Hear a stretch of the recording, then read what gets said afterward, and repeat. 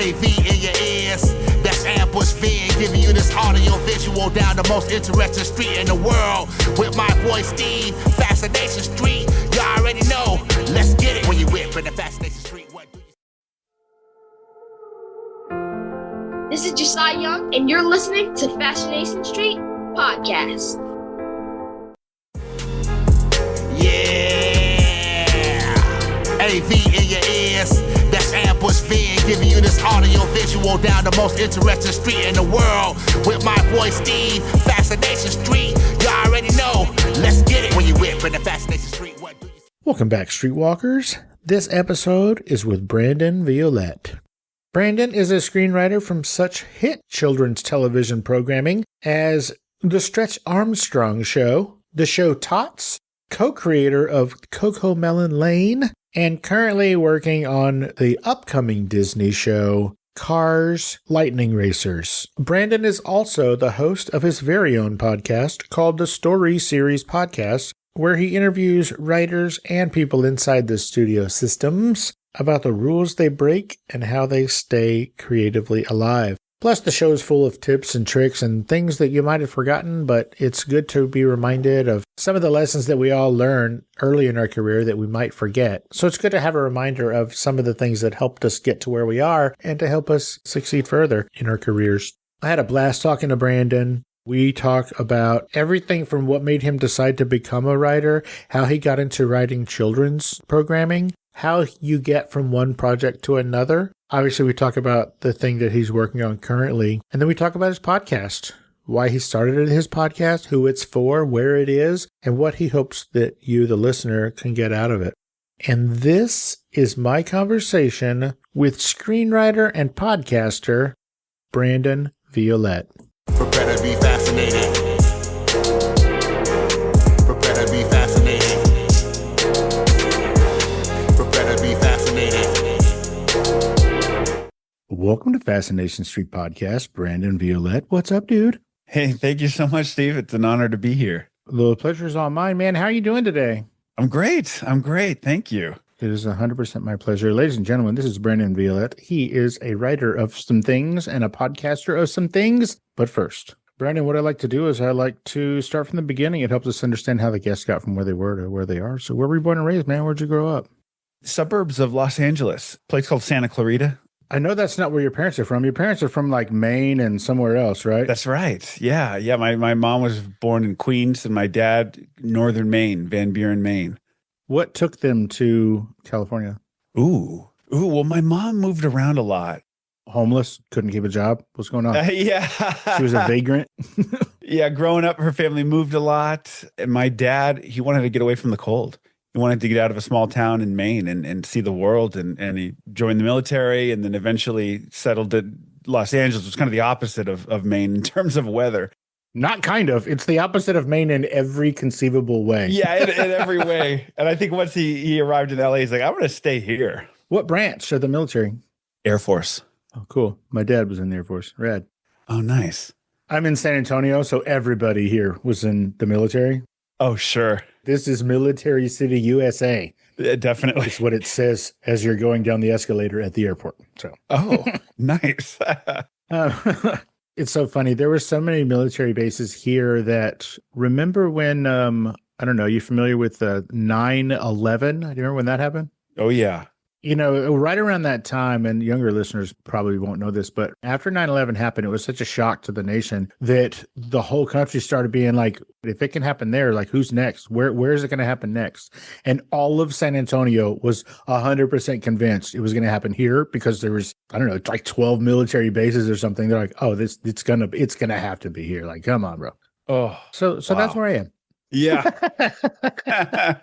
So growing up, you wanted to be a comic book artist. Right. Yeah. Why? Why, nerd? Because when you were growing up, comic book art was still just for nerds, man. What's up, nerd? That's right. That was before it went into the mainstream. You know, The show Rocko's Modern Life kind of did it for me. So I was very much a 90s Nickelodeon kid, specifically the making of the show that they would air during the commercial breaks. And so I got to see the creator, Joe Murray, surrounded by all these drawings and sketches and storyboards. And I just gravitated towards that. And ever since that moment, when I was a kid, after that, I was drawing in the margins of every notebook. And it was just all about art, and it grew into storytelling, which is kind of where comic books came in, and your storytelling through drawings. And then in high school, realized I was at best a mediocre artist, wasn't going to go to Cal Arts. It's kind of in my backyard growing up, wasn't going to go there, and found filmmaking and screenwriting in community college. And that's when it was like, oh, this is like drawing with words. Instead of drawing artwork, it's like, I think I could maybe do this. And so that was where that shift took place. I'm glad you brought that up. And I've heard you do this. Why is it that you recommend that people go to community college? Why? Oh, well, for one, it's a lot cheaper. You have time to find your way and experiment, where there's a lot of pressure to not do that if you're paying huge sums of money in an expensive university. So you have time to kind of just find it. And I think too, I don't know how necessary the name brand schools are anymore, at least in terms of the arts. It's really what you put into it that you get out of it. I really believe that. You know, I had an amazing education at a community college before going to a 4-year university, but only for 2 years, because community college covers the first 2 years. I just think that there's great resources all over, and I think it's absolutely worth considering for those reasons.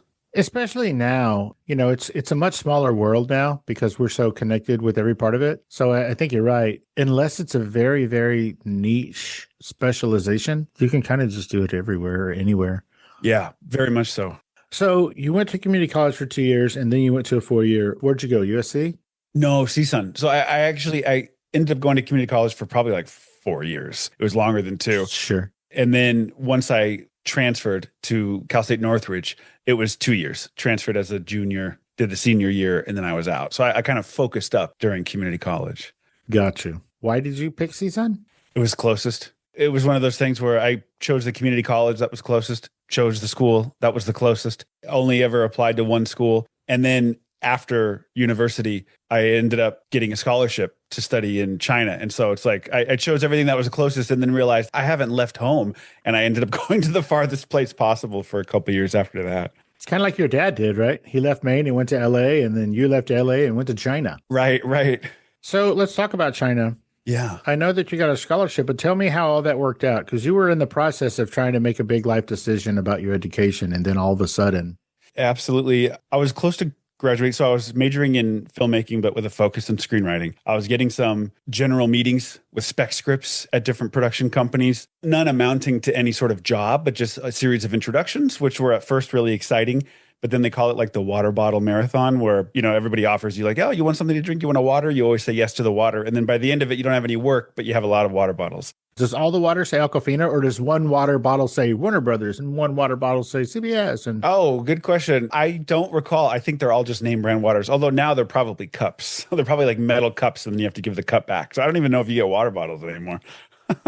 It's probably over Zoom, to be honest.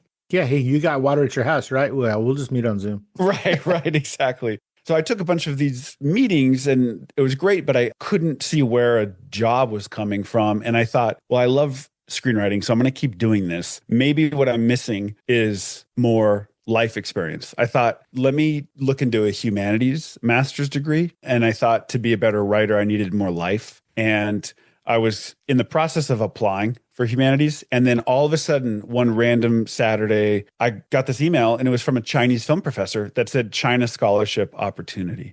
I thought, oh my gosh, this is the humanities, but in real life. So what the scholarship did was they paired whatever you are studying, whatever your interest is, they paired you with a corresponding university in China. So in our case, as film students, it was the Beijing Film Academy. And they're like, you can apply and you get a full scholarship to go live in China, study the language, and just have that experience. And I thought, yes. And it was one of those life moments where, like I said, I never applied to anything before. Closest community college, closest university. But I thought, for whatever reason, like I wasn't scholarship material, but I thought, no, I'm going to get this. I think that I'm going to China. And so I graduated in June. And then in September, I was on a plane to Beijing. How scared were you? And here's why I'm asking. I grew up in San Antonio. I barely left the state ever. And then my wife, she grew up in Mississippi. She maybe left the state a couple of times, but she was in the Navy. So she was all over the world. But in 2014, we took a trip to Paris and Rome. And when we landed in Paris, we were so overwhelmed that we literally just wanted to get on a plane and go back home. We were like, we can't do this. I mean, we didn't even leave the airport before we were ready to go home. Like, I'm not even kidding. We had that conversation before we ever left the airport. And they speak English in the airport. You were like, you know what I'm going to do? I'm going to go to a country that not only do I not speak the language, their language isn't even remotely close to what I speak. Like there's no, oh, this sounds like that and that sounds, no, It's completely different. So were you terrified to do this? Yes. Okay, good. All the way up to, I remember like the month before, a couple weeks before, I was absolutely 100% calm. You wouldn't know I was going to the other side of the world. It's like your brain didn't really believe it was going to happen. No. And there's no frame of reference either. I remember Google imaging like Beijing Film Academy like every day just to try to, what is it going to be like over there? It's like another planet. And then at the airport, kind of hit me on the plane, landing. I realized I had no plan on how to get to the university. I thought it was going to be more straightforward. And of course, it wasn't. You were expecting some dude to stand there with a sign that just had your name on it? Absolutely. Even though nobody knew you were coming. Yeah. Oh, you've arrived and we're happy to see you. And instead there was somebody who was like, oh, taxi. I said, yes. And I follow him. And of course it's not a taxi, it's a car. And I get in. We did the same thing in Paris and it terrified us. Absolutely. I get in this car and he's helping me with the luggage. And then I'm thinking I should probably say no, because this isn't I don't know who this is, but I just go along with it. And then he's on the phone at the beginning of the ride. And I'm like, oh my gosh, I'm going to get robbed, that he's calling his friend, whatever. All these things go through your mind. And then he stays on the phone. And then there's a kind of a cooling that happens, or a calmness where you're like, okay, if I was being robbed, this is a very long phone call. He's happened already. Yeah. He's talking to his friend. He's talking to his whatever. Lo and behold, eventually it's like 45 minutes. And, I don't know how far it is. We get to the school. And he helps me with the luggage, and he kind of stops in the median, and it's a little chaotic. He gets out, he helps me, and completely legit and fine. And I get there, but it's so early that none of the buildings are open. So I try to find the international school, all this stuff. And it was a rocky arrival, as it probably could only be for someone who's never left home before. But it was terrifying and exhilarating at the same time. We did that thing where we're like, well, we got to take a taxi to our hotel from the airport in Paris. And we're looking around for a taxi station. And this guy just walks up and he's like, taxi. And I was like, we were like, yeah. We walked past all of the taxi stands and we're like, what's happening right now? And then we get into the elevator and we're going down, and there's placards all over the elevator in all the languages. And also there's an announcement in the elevator in a bunch of different languages. And it literally says, do not take a ride from not a taxi guy. And we're just like looking at each other. We're like, yeah, exactly. We're like, this is it. We're going to die. We knew it. This is fantastic. But it all worked out great. The guy drove like a crazy person. Like we were 100% sure we were going to die just in a car accident like 7 times before we got to the hotel. But hey, we didn't die and we had the most memorable time. Yeah. As I'm sure you did. How long were you in China? Almost 2 years. And how fluent are you in Chinese? Oh, now less and less every day. I ended up going back about 1.5 years ago. It was after 10 years. And I was able to take a taxi correctly, properly, and order food, order coffee in Mandarin. But beyond that, it's a little rough. Nice. Survival Mandarin now. For sure. So after your time in China, I know that you look up more often. What does that mean? And do you still do it? Oh, wow. Yeah. When I was there at that time, it was 2013 to 2015.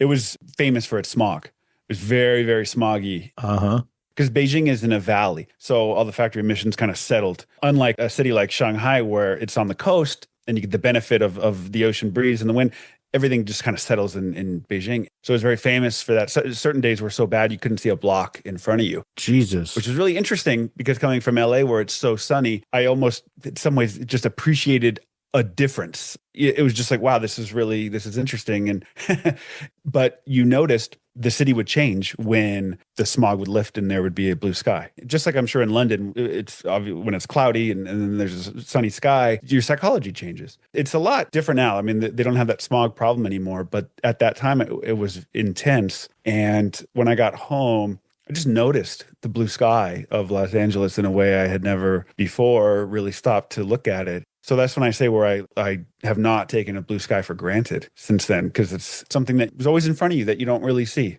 Have you seen the Paul Feig film Last Christmas? No. It stars the Mother of Dragons lady. Oh, sure. Yeah. Can't remember her name, but it stars her and Henry Goulding. Yes. So in this film, Last Christmas, the whole movie is based on the music of George Michael. Oh, yeah. And Henry Goulding's character, he must say it 25 times in the movie to the girl. He says, "Look up."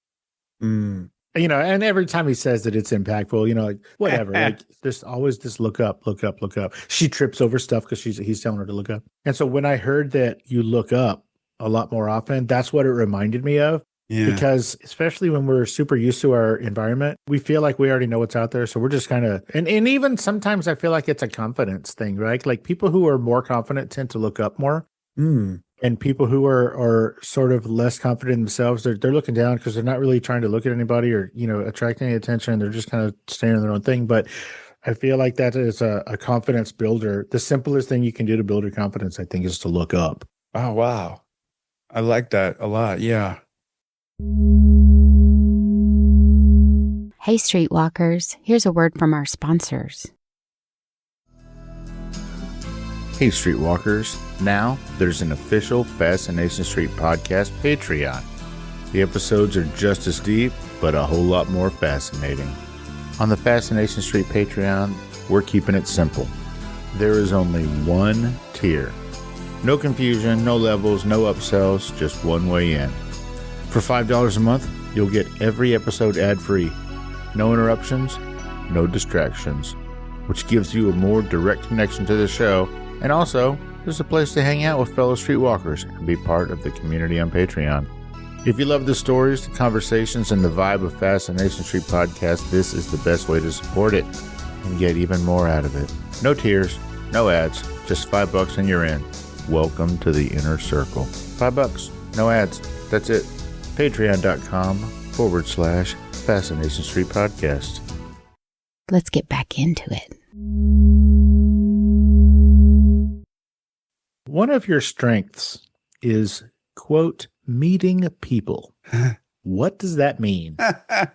Okay, yeah, this was something I got to see in China. So there's not very often, I think, in life where you go somewhere and nobody knows you. And so I kind of wondered, like, who are you when nobody knows you? Who am I going over there? And there's no expectations of me from anyone.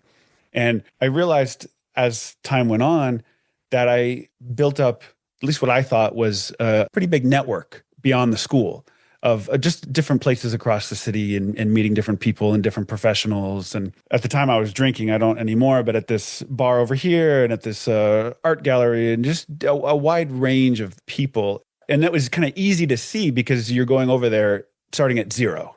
So it's like, okay, wow, I got to know a lot of people. And I thought coming home that I need to find a job in a big production company instead of a small production company. And I thought the difference was that I would be able to navigate relationships in a big production company, and they would be able to help me get to the next step. Whereas at a small production company, you work with the same 4 people every day. You're going to get to know them, but how much kind of forward momentum are you going to have? Whereas a big production company, yeah, you could get lost, but I think I might be able to navigate all those people. And so it was just this insight that I had where I was like, I want to try to target a big production company. And that's eventually what happened when I got back. It was at Hasbro Studios where I kind of found my first job post-China.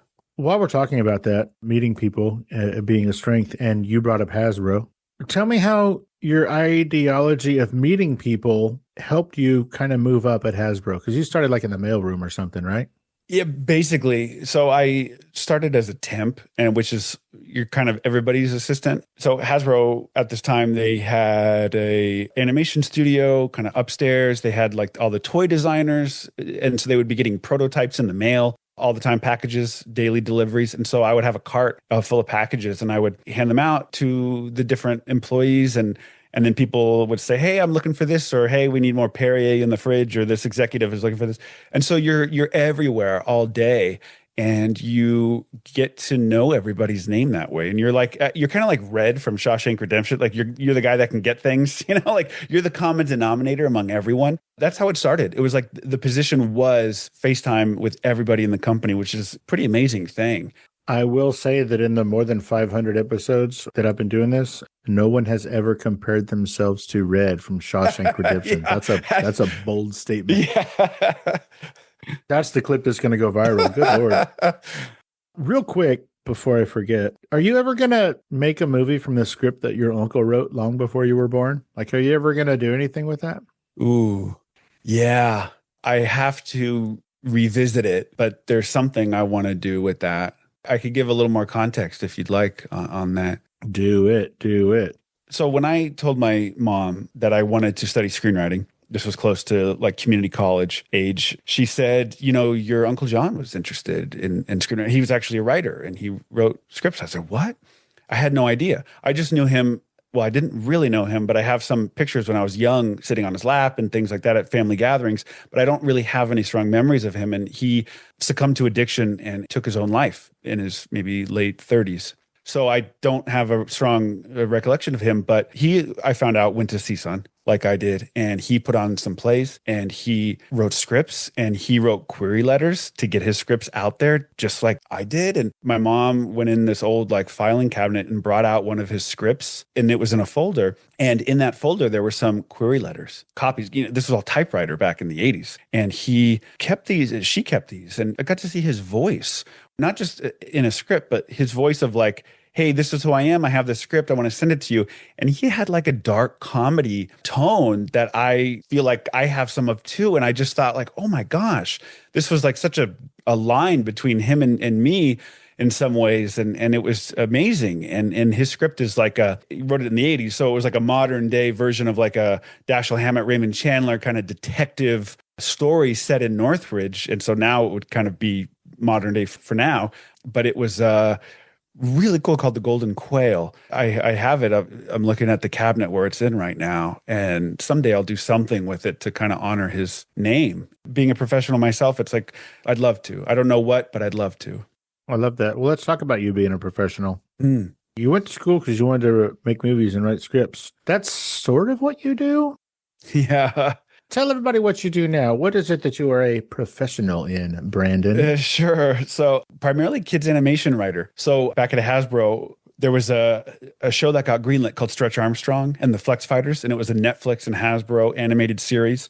And the people there, knew me as the guy who wanted to write and who was, delivering packages. And when that show got greenlit, kind of upstairs in the animation department, they said, hey, you should go talk to so-and-so. This could be your chance if you want to write. And I thought, oh, animation. Like I hadn't really thought about animation. I loved animation growing up, obviously.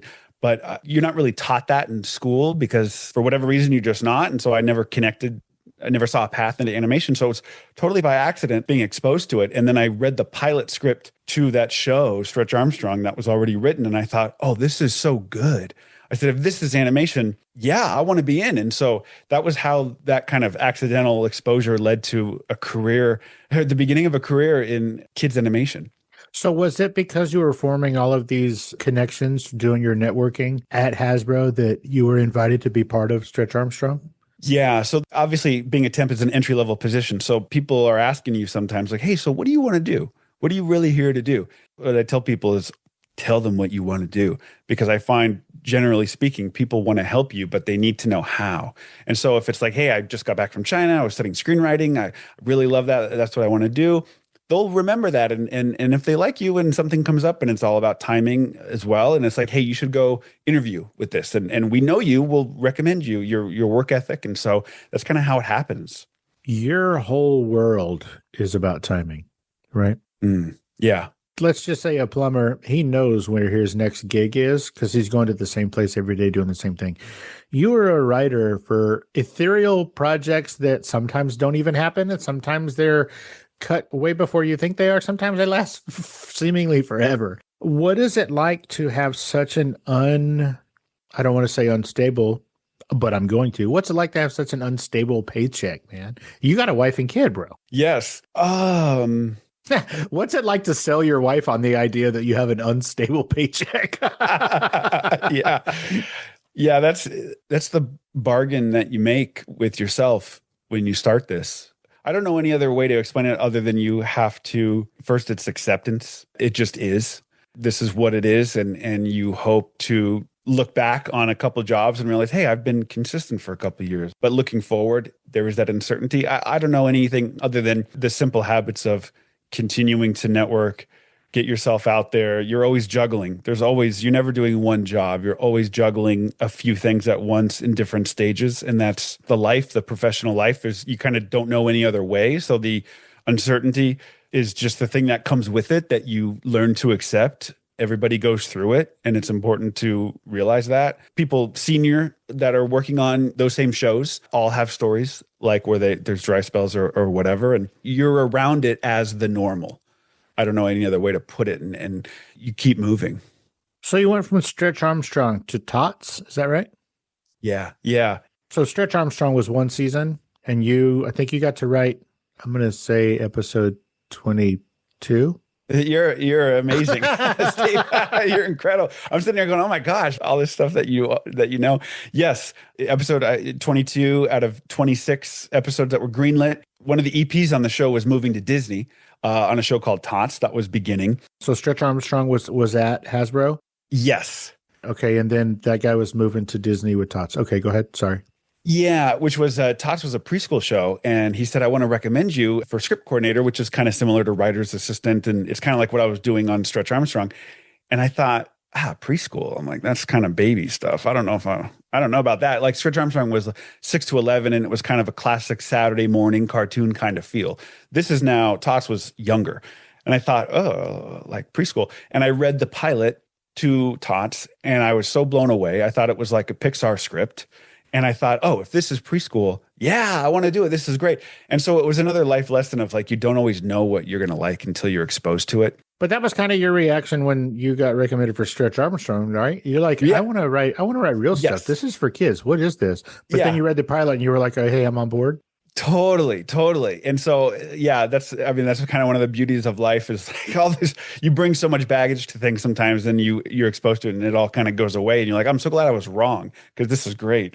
So I ended up going to T.O.T.S. So what's really funny about what you just said, as it relates to children's television and children's programming, is that as a child, that is one of the very first things you're taught is to not judge a book by its cover. Yeah. And so, you're getting into this game and all of your covers are judged books or whatever. Right. I love that. Yeah, that's totally true.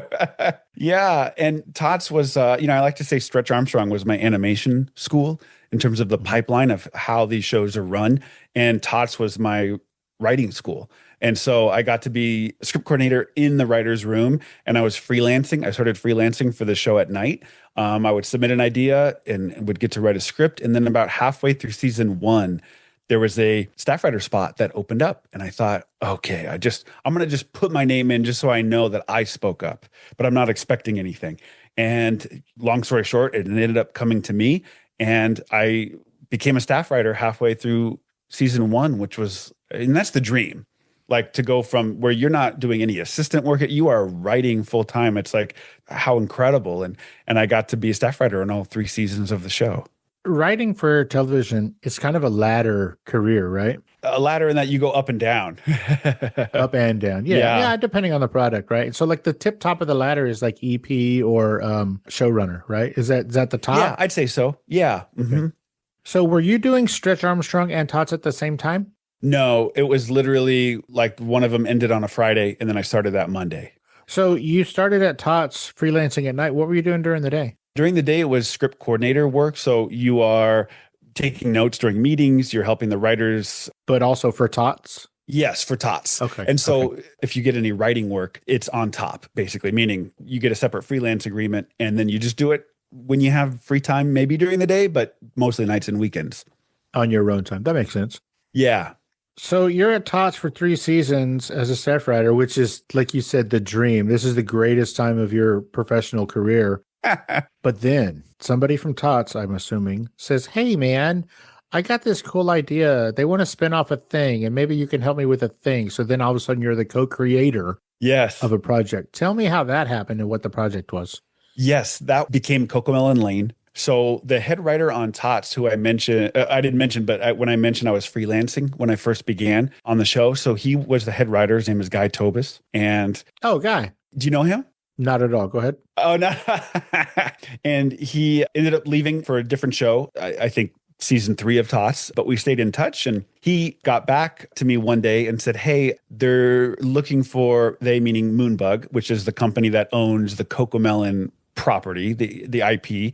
For those who don't know, CoComelon is this massive nursery rhyme animation for toddlers, for babies. It's very young and it's all kind of gentle music. It's been around for like 15 years. So early YouTube that then grew into this behemoth, and then Moonbug bought the rights to CoComelon and they kept making more, but they also wanted to push it a little bit and appeal to older kids. So like I mentioned, it was for very young. So it's like, can we do a preschool version of CoComelon where the characters are not babies? They're talking now, and there's the group of friends, and they have families, and they go on little adventures, and every episode is a milestone, something new that a kid does. And so they were looking for takes from writers. And so my old boss came to me and said, hey, do you want to do this together? Like, this was Guy, yeah. And so you kind of audition. It's like an actor auditioning for a movie. You put together a vision for the show, something simple to present to the company, and you're up against however other many writers they reach out to. And then we were lucky enough to get to move forward with ours. And so now you're the co-creator of CoComelon Lane. Yes. Which is a Netflix property, is that right? Yeah, so it's made by Moonbug and then it airs on Netflix. And so I got to become the head writer and co-creator, and Guy was the showrunner. So this is going to be a very disrespectful question, and I apologize in advance. Is that still on? Is it still going? Do you still work there? Yes.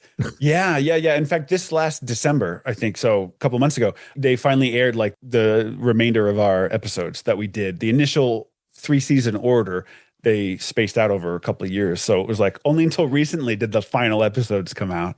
And so that series is done? Never say never. Let's call it a hiatus.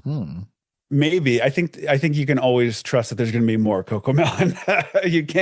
You shouldn't bet the other way. Hey, Streetwalkers, here's a word from our sponsors. Beneath a dead world, humanity's last survivors live in Subterra. I care about one thing, keeping Subterra's power uninterrupted. If Subterra goes dark, we are doomed. A buried city of chipped citizens, forgotten miners, and those who have never seen the sun. You took a big risk coming here. I didn't have a choice. Go back home, girl. You'll get killed down here, or worse.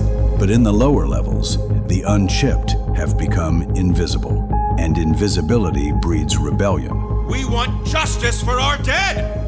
You will learn to obey. When a rigged trial ignites the darkness, a blind orphan, a bunker princess, and a rebuilt combat robot are thrown into a fight that could change everything. Fellow citizens of Subterra, you are here to witness the adjudication of an unchipped bunker orphan known as Ace. You want me to lie? I want you to help me clear your name. By blaming Ace for something he didn't do? He's innocent, and you're gonna kill him. What I have set in motion will change this place forever. There will be a new order in Subterra, and it will not be kind to people like you. No. I'm staying here. Stay here, then. Stay and die. Because underground, hope doesn't disappear. It survives. Let the battle begin! Advance! Defend your home! Defend your brothers and sisters! Subterra. Available now. Download wherever you find podcasts. Let's get back into it. Do you have a job right now, writing? I do. Okay. Let's talk about that. Can you talk about that? Please, yeah. So I'm currently a staff writer on a show called Cars, Lightning Racers for Disney. So, the Pixar movie Cars, that franchise. So we're doing a kids show based on the property. Now, is that something that exists already and you're walking into it, or is that something that is starting up and you're walking into it there? It had already started because I was coming off of another different show at Disney as a head writer. That show was already underway. It already had a head writer, but there was a staff writer spot opened. You mentioned a ladder, and I said it can go up and down. Sometimes you're a head writer, sometimes you're a staff writer. That's just the career. There's essentially 2 positions in a writer's room, and then it goes to showrunner, like we talked about. And so I joined as a staff writer. So I've been there a little under a year now. Oh, fantastic. Well done. Congratulations. Yeah, thank you. I got to know, how does this season end? Okay, just kidding. No spoilers, children. Yeah. So who's the target audience for this show, this Cars show? What's it called? It's called Cars? Cars Lightning Racers. Cars Lightning Racers. And who's the target? So this is a preschool show. Okay. Yeah. So slightly younger than the movies. Got you. You just have 1 kid or 2 kids? 1, and she's almost 3. Is she excited? Like, does she know what daddy does? Beginning to, yes. It's starting to make sense. So does she watch the shows, and do you get to see her reaction to some of the stuff that you help bring to life? Yeah. CoComelon Lane was like the first thing that we showed her. And that was something that she would ask for. And that was a really cool thing. Yeah. What's that like? Because when she gets older, she's not going to give about what you do. Exactly. But what is that like to have that kind of validation from not only your kid, but from your target audience? Yeah, that's a pretty special thing. Every like network note or meeting from the past where they're talking about the behavior of kids watching things, and maybe this joke would go over kids' heads, or we're doing this because we want kids to take this away. You see how much of a sponge they are and how copying is learning. They see something on TV, or they see their parents act a certain way, and they do that too. And that's how they learn. They repeat things. And so it just brings to life everything. It's like what we talked about with looking up. It's like, you do a job and you hope it has an effect on kids.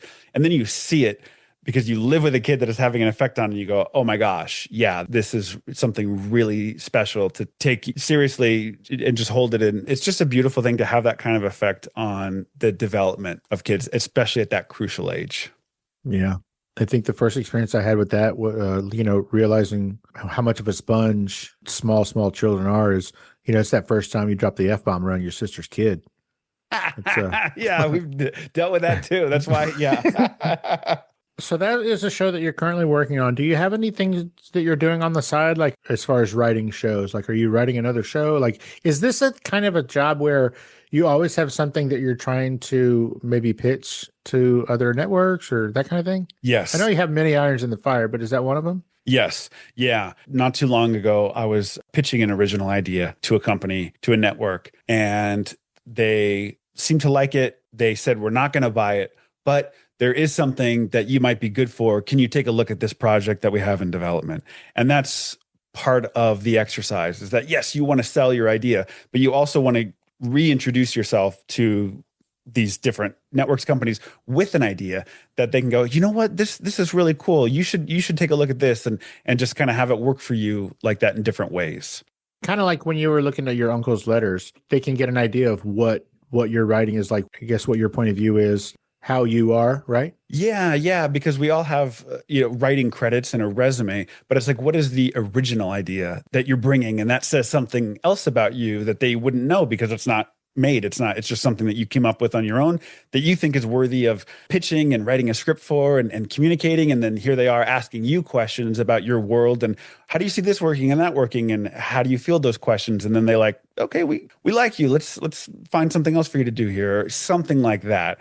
We all want to sell an original idea, and that's the ultimate goal, but there are other ways to make those ideas kind of work for you. Yeah, like you said, this is my idea, and they go, that's cool, but how about if we don't do that, but then we put you on this other project? That makes sense. Right. We like your voice. Yeah. That's cool. Exactly. Are you a member of the Animation Guild and the Writers Guild, or just the Animation Guild? Just the Animation Guild. How come? Why? I mean, you're a writer, you're writing for TV. Why are you not in the Writers Guild? Yeah, great question. That's a guild question. That's just the way that it works. There's the primetime animation, like Simpsons, Family Guy, they are Writers Guild. For whatever reason, there was a split a long time ago. And most animation that you see on TV is Animation Guild. And the Animation Guild covers storyboard artists, directors, and writers. That's just the way the chips fell. So if you were to work on a live action show, would you be in both guilds or would you have to choose? No, I believe it's not uncommon for people to be in multiple guilds if the work requires it. On the one hand, that sounds like you kind of got a little bit of a short shrift that you're not in both guilds. But on the other hand, guess who doesn't go on strike as often? Well, that's true too. If the Writers Guild is on strike, I mean, it's a different guild. So the Animation Guild is not on strike. That is true. So in that sense, the work has been consistent, knock on wood. I love that for you. Congratulations. Thank you. We're going to move on to something else. But first, I would like to say, buddy, happy anniversary. Back in February of 2026, you had the 1-year anniversary of your podcast, the Story Series podcast. Oh, wow. So congratulations. Thank you. You're welcome. Did you start that show because you were on Ryan Pyle's podcast a few months before that? And you were like, this is the bee's knees. I got to do this. Yes, 100%. Yeah. And yes. He was your first guest, right? Yeah. I said, hey, I'm doing this because of you. Will you come on and be my first guest? And when he said yes, I thought, okay, that kind of validates the decision. I think I'm going to do it. What if he would have said no? Would you have scrapped the whole idea, or would you have just done it but not looked up while you were doing it? Oh, good question. I would not have scrapped it. I probably would have gotten my confidence knocked for sure. And it would have just been a slower start because it's a setback and you go, oh, gee, maybe I shouldn't have done that. Oh, geez, was that a weird question? Again, the show is called the Story Series Podcast. And why did you decide to start this podcast? You have a full-time job. You have a full-time husband and father duties. Why did you decide to start this? Because listeners, this is not easy. No. It is not easy, and it is a lot of work, and it's very time-consuming. So why did you decide to start this podcast? It's a great question. I think so. We talked about the normal that we're accustomed to, and juggling in this creative life is just normal. And so having multiple things is just a given, I suppose. But in terms of why a podcast, I actually had the name Story Series since Hasbro. Since that first job 8-9 years ago, I started something there called the Story Series, actually, where executives would come after work in the cafeteria and talk about what they did. And it went on just for a few months. And then in the off weeks, people would get together, brainstorm ideas. And I thought the Story Series sounded kind of cool. So when they're coming into the cafeteria and they're doing these talks, is this like a TED Talk thing in front of an audience, or is this a podcast? Like, what was it at the time? It was not a podcast. It was an after work gathering. So these were live events? Live events, not recorded, and people talk for a half hour and then Q&A. And it was just a meeting of the minds because we had so many creatives there. It was like, hey, why not? And this was your idea? Yeah, this was mine. And we called it the Story Series. There was a writer that came to me that was like, hey, I want to go do this meeting in Venice, which was kind of far away, like a writer's gathering. And I thought, wait, if you're here and I'm here and there's other, like, why don't we do something at this company? And so that was the genesis of that. And it just went on for a few months and then that was it. But it was called the Story Series. And I had always wanted to do something with it and start a podcast. And then after, years later, just randomly being invited on this guy named Ryan Pyle's podcast, who is really interesting kind of world traveler. He'll talk to anyone on his podcast and learn about their life. He lived out in West Hollywood. I went and did his show and I was driving home and I thought, okay, there's no excuse. I want to do that too. So it was on the drive home? Really? Yeah. Oh, yeah. I saw his setup and I thought, okay, I want to do that. And we were kind of approaching like kind of a winter hiatus for a couple, like 2 weeks, a slow 2 weeks. And I thought I can get the gear. I can use that time to like ramp up and just do it and see what happens. And it started off broad, talking to anyone and just following my curiosity and trying to get life lessons from different people. And I would always ask them about a rule that they break in their industry, like just to kind of stimulate some kind of counter thinking. So it was like whoever I talked to, I'd ask about a rule that they don't believe in. And then it evolved into a show for writers and storytellers. So it's the Story Series, really now trying to put my own experience into it and talk to other people that have similar experiences and kind of come up with really interesting insights and takeaways for people that want to live a creative life and do this kind of crazy thing. Again, the show, ladies and gentlemen, is called the Story Series Podcast. It is well more than a year old now. It's available everywhere, right? Yeah. YouTube, Apple, Spotify. Is it a video podcast? Yeah. Was it always like initially, like when you used that 2-week hiatus or whatever to get all ramped up, did that include video? And it did. And my younger brother, who is a tech whiz, helped me set everything up. So it was like, here's the 2-camera setup, and we get the audio files and the video files, and then videos on YouTube, Apple and Spotify, they get the audio. And then it's like, that was the kind of the same workflow from the beginning. Oh, cool. How are you enjoying it? I mean, you haven't quit yet, so that says something. How are you liking it so far? I love it. What's the best part? The best part is connecting with other people. Yep, 100%. Yeah. If you talk to someone long enough, they reveal who they are, or specifically kind of what I'm interested in is they reveal how they think and how they make decisions. And so it's almost like one of those personality tests. And this is not intentional, but they ask you the same kind of question in different ways, and you kind of answer, and that kind of reveals like, okay, this is kind of the way that this person thinks. And when you dig into someone's journey, it's like, oh, this is their North Star. This is what guides them. And I love that, because we all do similar things, but approach it differently. And it's really rewarding in that sense. So this show is by writers, for writers, of writers, about writers? Yes. Anything that's like, I've talked to studio heads, executives, anything that can shed light on storytelling, but how cool would it be to get an executive's point of view? This is the other side, or someone who I just had on, someone talk about a personal branding, what writers can consider when they want to develop a personal brand. So things like that are relevant to writers. Personal branding, like if you always have a pipe, even though it's not lit, you just always have a pipe in your mouth, like that. That counts. And you're wearing a derby hat. Like it's a personal branding like that. That's your thing. Or we mentioned Paul Feig earlier. Like I didn't know this about him until I was telling somebody that I met him. And I said, oh man, I met Paul Feig the other day. And that person said, what was he wearing? Yeah. He's always so well dressed. And I was like, what a weird question. I didn't know that was a thing, but it's a thing. No, he's impeccably dressed all the time. Yeah, absolutely. That's funny.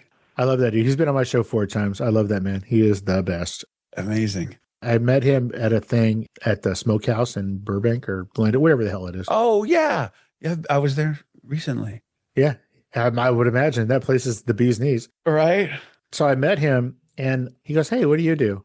And I was like, I'm just here for whatever, blah, blah, blah. And I have a podcast and blah, blah. And he goes, oh, yeah, what's it about? And I'm telling him about my show and blah, blah, blah. And then I go, what's your name? What do you do?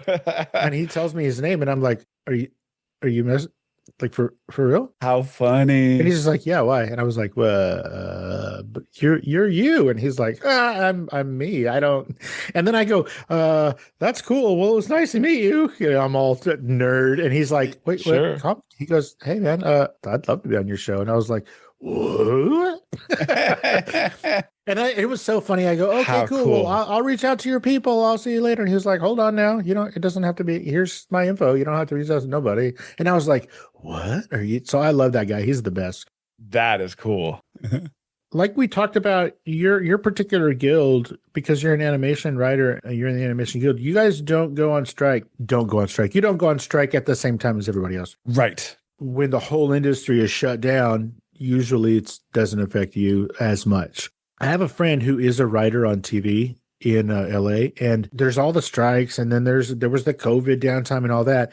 And during the COVID downtime, he had come up with a script for a show that he wanted to do. He pitched it everywhere, and that was cool, but nobody really kind of picked it up. And so what he decided to do during the COVID downtime was turn it into a scripted podcast, which is now it's in its 3rd season, and it's huge. It's amazing. Is there thoughts like you're a writer, you have all this experience writing, you have experience podcasting now, you have a platform, you're familiar with both ends of that. Is there any thoughts that you might do? And this is going to be wild because I don't know if this exists, but what if you were at a children's show that was just an audio podcast? Is that a thing? Great question. Thanks.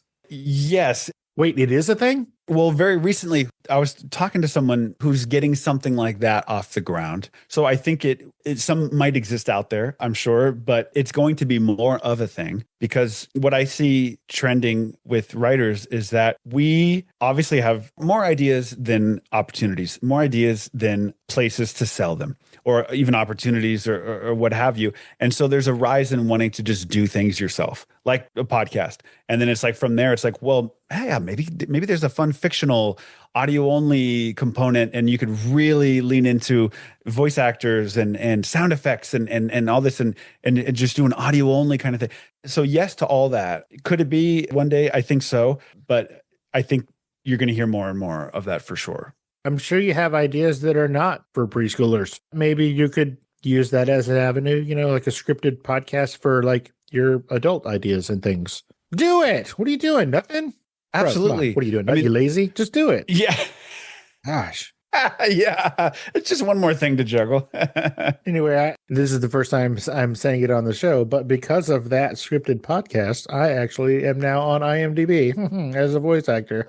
Oh, nice. It's so stupid. That's awesome. So I know that we talked about your writing and some of the shows that you were on and the show that you're on now, and we talked about your show. We are winding down here, so there's a few questions I need to ask before I let you go. Do I got 5 more minutes? Oh, absolutely.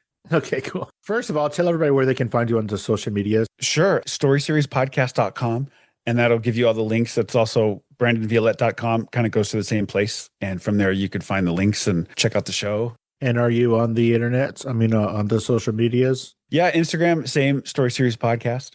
Okay. Yeah, that's pretty. And LinkedIn, my name. LinkedIn is not social media, so stop saying that. If y'all want to see this dude's resume, check him out on LinkedIn. So, Brandon, and like I said, I know we talked about your podcast and we talked about the TV shows and writing, but was there anything specifically that you wanted to talk about today, or I didn't ask you about today that you wanted to bring up? Honestly, no. I'm not promoting anything specific. The show that I'm on now won't be out for probably a year. So just the podcast. This Cars, the Lightning Racers thing? Cars. Yeah. It's still a ways out. And that's going to be on Disney? Yeah. Disney Plus and kind of everywhere once it's ready. Yeah. Okay. So as we're heading out, Brandon, again, the podcast is the Story Series Podcast. And can you just tell people, like, who's this for? Like, why would somebody go check this out? What are they going to get out of it? Yeah. So if you are a writer, if you're a storyteller, if you want to go down this path, I think it's worth checking out. I want people to feel motivated. I want people to take that first step or take that second step. I want to give people some guidance, something that's talking about things that are not just on the page for writers. Like it's also about living a creative life and what that means. And it's listening to how other people have done it. Just a random insight from the podcast is like, we always talk about breaking in stories, but I think that's incomplete because you break in over and over in your career. And so the habits that you develop early on are habits that you use throughout. So we're talking about meeting people or building relationships. All that stuff comes back over and over. And so that's why I love talking to people like that, is because you get those kinds of nuggets and go, oh yeah, that we kind of know some of this, but it's like that makes a lot of sense. And then to record it and put it out there for other people to benefit from, I think is amazing. It's awesome. And so that's what I try to convey with the show, is that it's for up and comers, for people in the middle, for people wherever they're at. There's something for you that you're going to learn from every episode. What wonderful words to go out on. Brandon Violette, dude, thank you so much for taking the time out of your busy day and your hectic writing for the children's schedule to hang out and let us get to know you a little bit better on Fascination Street, man. I really appreciate it. Oh, Steve, this was such a pleasure. And I'm so impressed with all your research. You pulled out things and I was like, oh my gosh, just such a delightful conversation. So thank you so much for having me on. I hope it was good for you, but this was great. Oh, this is a blast. Yeah. Like you said earlier, like the best part of this is getting to talk to people and just getting to know people. I have made so many friends doing this. It is insane. It's been much more gratifying than I ever thought it could be. Yeah. I enjoyed talking to you, man. It was a blast. Anyway, it was good to talk to you. It was nice to meet you. And if you ever need anything, if there's anything I can do, maybe if there's anybody I know that you need or something, just let me know, dude. Oh, thank you very much. Okay, Steve, I'll have a great day. You're doing the Lord's work by helping us raise our kids, man. I appreciate it. Oh, thank you. Well, it was 100% my pleasure, and you have a great rest of your week. All right, Steve. Bye, buddy.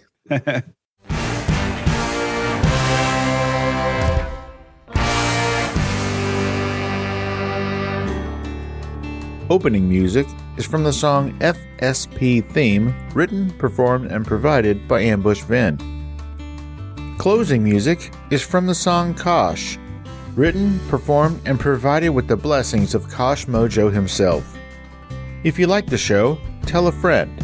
Subscribe and rate and review the show wherever you listen to podcasts.